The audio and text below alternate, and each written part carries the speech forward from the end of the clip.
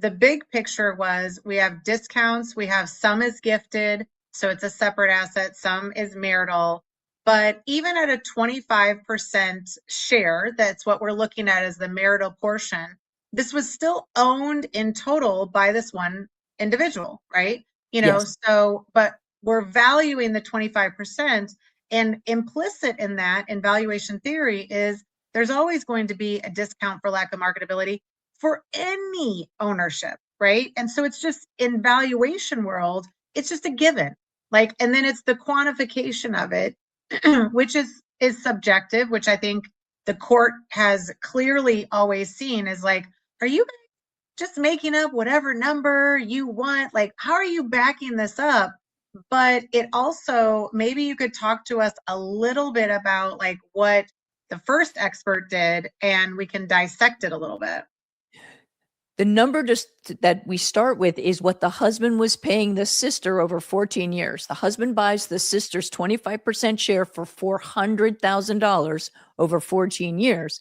And if you're the other spouse, you're thinking, I get 200,000, right? He's paying her 400,000. That's quantified. That's an actual transaction. He's obligated to pay it. And that's not what she ends up getting. And so that's where we need to get to. The husband's expert, which is the approach that the courts actually relied on, used three valuation approaches of this 25% share interest: an asset approach that included a lack of control discount, a market approach, and an income approach.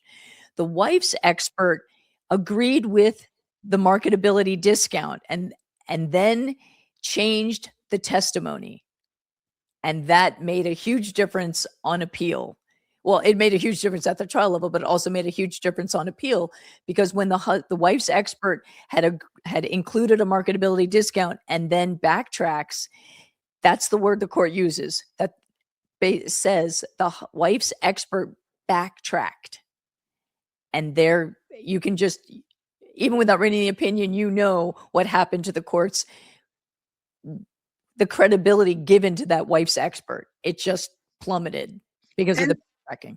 Some of it makes sense because, again, you had an actual transaction that happened, an actual purchase, but the purchase was still like like a related party transaction, So, and for the most part, where we see all of these issues in a court system, that it would go to court, that it would go to appeal, that it would go to the Supreme Court, is the gray area. So if there's a gray area, so yes, there was a purchase that went into play. And I would also say, okay, support it with some market data, right? And say that that was reasonable. But the market data across the board, and I typically use it as a sanity check. And the reason why I say the market data is a sanity check is because you can literally go through every single transaction and say, well, how is this not like your company? How is this not like your company? A lot easier than how is it similar to your company?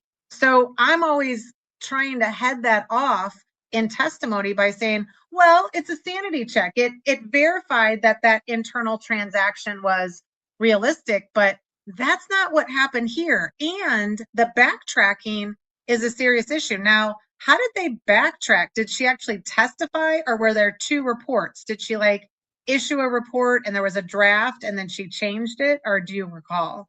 I don't have because we're dealing with appellate decisions, we don't have all of the specificity of that, but it was documented that the testimony changed. So what probably happened is the report had the discount and the testimony at trial backtracked. Yeah. And the opinion also elicits that it was at the direction of the wife's lawyer. So that actually comes out.